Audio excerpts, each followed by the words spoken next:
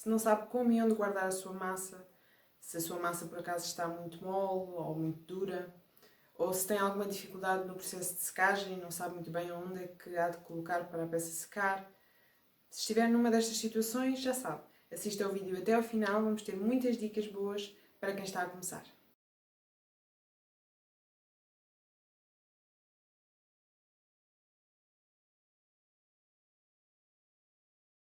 Olá, como estão? Espero que estejam todos bem.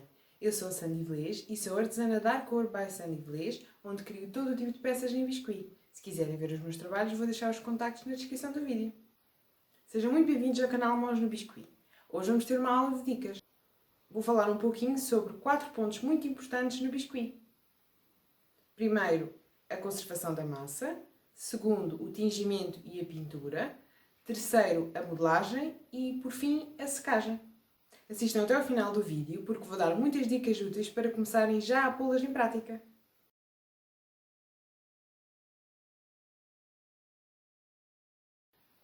Então, o biscuit, que também pode ser chamado porcelana fria, para quem não sabe o que é uma massa de modelar muito maleável, que não necessita de cozedura, porque seca ao ar. A textura é assim um bocadinho semelhante à plasticina que as crianças usam.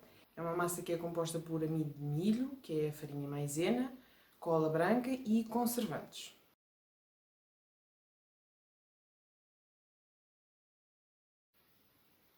O primeiro ponto importante que vamos falar é a sua conservação. Quem está a começar muitas vezes tem dificuldade e não sabe muito bem onde é que há de guardar a massa, nem que cuidados deve ter para que ela não se estrague. Então a massa deve ser guardada de preferência em caixas de plástico com tampa, os chamados tupperwares.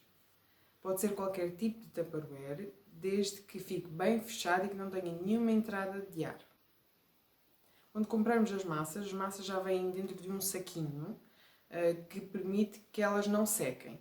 Por isso, se preferir, pode deixar as massas dentro desse saco, mas assim que abrir a massa, portanto, assim que tirar um bocadinho de massa desses saquinhos, deixe logo a massa dentro de uma caixinha de plástico com a tampa bem fechada. Porque senão, se entra um bocadinho de ar, a massa vai logo começar a secar e pronto, estraga-se. Outra coisa muito importante é que também deixe num local seco e fresco. Ou seja, a massa não pode apanhar nem muito calor, nem muita umidade, porque senão ela tem tendência a estragar-se, ganhar bolor ou ficar rija. O biscuit, tendo em conta os ingredientes de que é composto, tem um prazo de validade, que varia de marca para marca, entre os 9 meses a 1 ano, mais ou menos.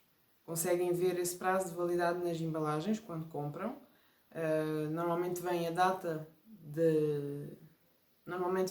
fabrico e também a data de validade. Às vezes acontece que quando o biscuit passa de prazo, ele ganha um bocadinho de bolor ou então fica mais seco e sem elasticidade. Se não tiver nenhum desses sintomas, mesmo que já tenha passado de prazo, podem continuar a usar a massa normalmente. E agora o segundo ponto importante, tingimento ou pintura. A massa de biscuit é vendida em cor natural, ou seja, não tem nenhuma cor, é incolor, ou também é vendida em diversas outras cores. No caso da massa natural, poderá tingi-la com as cores que deseja, ou depois de seca, a peça, totalmente seca, pode pintar. Para tingir existem várias opções. As mais usadas são as tintas de tecido, as tintas acrílicas, as tintas a óleo, os corantes líquidos ou os corantes em pó. Existe muita coisa para falar sobre este assunto do tingimento da massa, mas ficará para uma outra aula onde irei falar mais pormenorizadamente sobre este assunto. Por enquanto, se tiverem dúvidas sobre esse assunto, irei deixar-vos na descrição do vídeo um link para outro vídeo de uma artesã brasileira chamada Esther Paixão, que explica muito, mas mesmo muito bem a questão do tingimento, o que é que se deve usar, o que é que não se deve usar e tudo isso. Se preferir, pode também optar por fazer toda a peça em massa natural e depois pintar quando já estiver tudo seco. Pode pintar com tintas acrílicas ou tintas a óleo. Se comprar as massas já tingidas, também pode misturar as cores entre si e assim obter muitas outras cores. E agora uma dica. As massas que compramos tingidas trazem muito pigmento e por isso podemos misturá-las com uma parte de massa natural para que rendam mais. Terceiro ponto importante, modelagem. Certifique-se que tem as mãos e a superfície bem limpinhas. A massa irá apanhar todas as sujidades e até os tecidos da roupa. E uma dica que eu dou é: reserve um bocadinho de massa para sovar antes de sovar qualquer outra massa que vá usar para fazer as peças. Assim esta massa serve como que uma massa de limpeza. Os resíduos ficam todos nessa massa e irão muito menos resíduos para a outra. Primeiro, que qualquer coisa que faça com a massa tem que sovar muito, mas muito bem a massa, para que ela fique numa boa consistência para fazer aquilo que pretende. Assim que a massa começar a ficar mais elástica e sem quebrar, significa que ela está prontinha para começar. E comece sempre, mas sempre por fazer uma bolinha de massa muito, muito, muito lisinha, sem nenhuma rachadura, porque assim irá garantir um bom acabamento para a sua peça final. No caso da sua massa estar muito mole ou pegajosa, pode sovar a massa com um bocadinho de farinha maisena. Caso não tenha a farinha, também pode tirar a massa do saco ou da caixinha, deixá-la um bocadinho a apanhar ar e ir vendo se já está na consistência que quer e se já não está a grudar e assim. No caso da massa estar muito dura, tem que sovar a massa em água corrente, vá sovando aos pouquinhos, para que também não fique com demasiada água, porque assim vai ficar muito mole. Agora, se a massa estiver mesmo dura, completamente seca e parecer uma pedra, assim, eu penso que já não há nada a fazer em relação a essa massa. Penso eu. Mas se alguém que estiver a ver o vídeo tiver alguma ideia assim milagrosa para salvar essa massa, que deixe nos comentários. Se precisar de abrir a massa com o rolo, coloque também um bocadinho de farinha maisena na superfície e no rolo para que a massa não grude nem na superfície nem no rolo. Uma dica muito boa é fazer um saquinho com farinha maisena lá dentro e assim vai polvilhando e é mais fácil de usar. Para abrir a massa também convém usar as réguas niveladoras.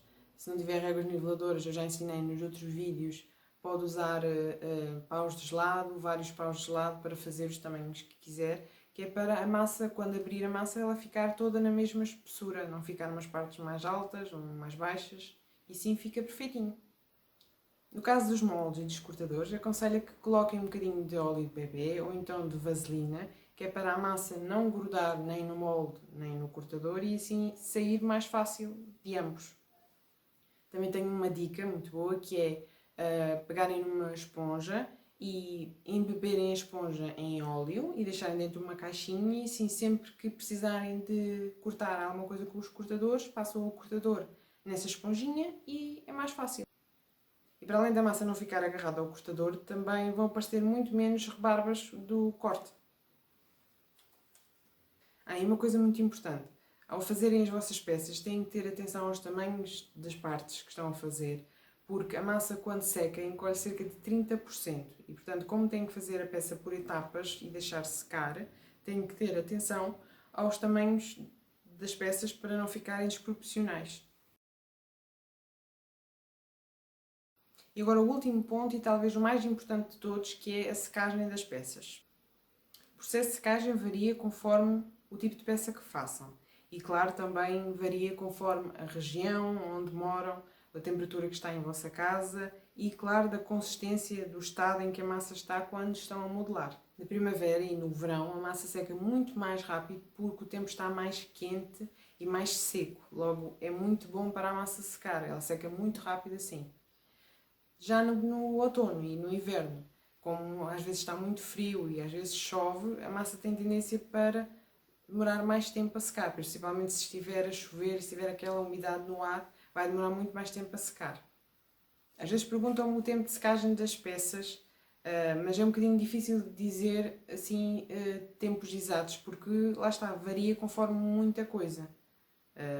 Se a peça é muito grossa, se a peça é muito fina, se a vossa massa estava mole, se a vossa massa estava mais durinha, depois depende de onde é que moram. Se morarem, por exemplo, nas ilhas, se calhar vai demorar mais tempo porque são zonas mais úmidas. Isto depois varia muito de situação para situação. Para perceberem se a peça já está seca, primeiro ela já mudou de tamanho, já encolheu um bocadinho. E depois a cor ficou também mais forte, porque a massa quando seca escurece cerca de 2 a 3 tons. Portanto, para verem que a peça já está seca, ela já está mais pequena e já está mais escura. Outra coisa também é que quando batem com a peça, ela vai ficar como se fosse tipo uma pedra, vai ficar mesmo dura. E se mexerem, ela não se vai deformar. Aí percebem que ela já está seca. Claro que não convém fazerem isto poucas horas depois de a terem feito, porque senão só vão estragar, não é? Portanto, eu diria que para secagem é no mínimo, de peças pequenas, muito pequenas, é no mínimo um dia, neste momento agora de calor que estamos, não é? Se for no inverno, provavelmente já passará a 2 dias. Isto para peças pequenas, depois vai variando conforme o tamanho da peça, a quantidade de massa que tem dentro da peça, se tem esferovite ou se tem papel de alumínio lá dentro, se não tem, se é tudo maciço, vai variar muito. Tinha referido num outro vídeo que é muito importante respeitarem os processos de secagem de cada etapa que estão a fazer. Porque muitas vezes, quando não respeitam esse período de secagem, o que acontece é que a massa às vezes racha, porque ela tenta secar e não tem espaço para secar, então ela racha. Outras vezes o que pode acontecer é que, como já estão a fazer a outra parte a seguir, vão deformar ou entortar aquilo que já fizeram antes e depois fica tudo estragado. E agora uma dica. Para secar aquelas peças que têm que ficar retas, seja de um lado, ou seja do outro, ou seja dos dois lados, tipo os apliques, ou os ímãs, ou até as molduras que eu fiz, ou as bases, que se usa às vezes nos topos de bolo e assim, deixem a peça a secar em cima de uma espuma ou de uma esponja e vão virando de um lado para o outro conforme ela vá secando. Ou seja, se virem que ela vai começar a envergar, vai começar a subir, digamos assim, dos lados, vão virar ao contrário e vão fazendo sempre assim, até ela secar totalmente dos dois lados. No caso dessas peças que têm que ficar retas, convém que deixem secar totalmente essas peças para adicionarem outras peças por cima ou fazerem outro tipo de colagens, porque se ela não estiver totalmente seca, pode parecer que está, mas se não estiver, o que vai acontecer é que quando colarem qualquer coisa por cima, ela ainda estava a secar, vai entortar toda. E depois... Outra coisa que não se podem esquecer e que é um aspecto muito importante para que as vossas peças fiquem lindas e com um acabamento muito bonito, é a da limpeza das peças.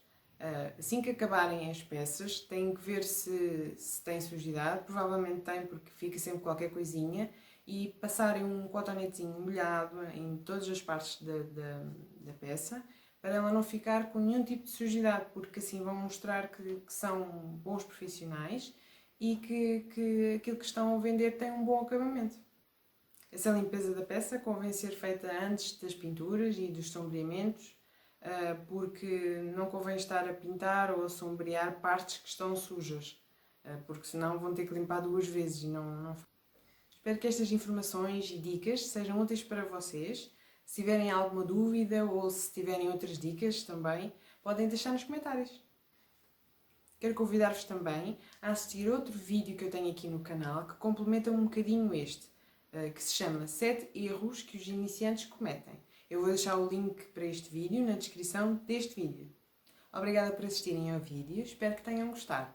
E se gostaram, já sabem, coloquem o vosso like, deixem os vossos comentários e partilhem com outras pessoas. Subscrevam também o canal e coloquem as mãos no biscuit.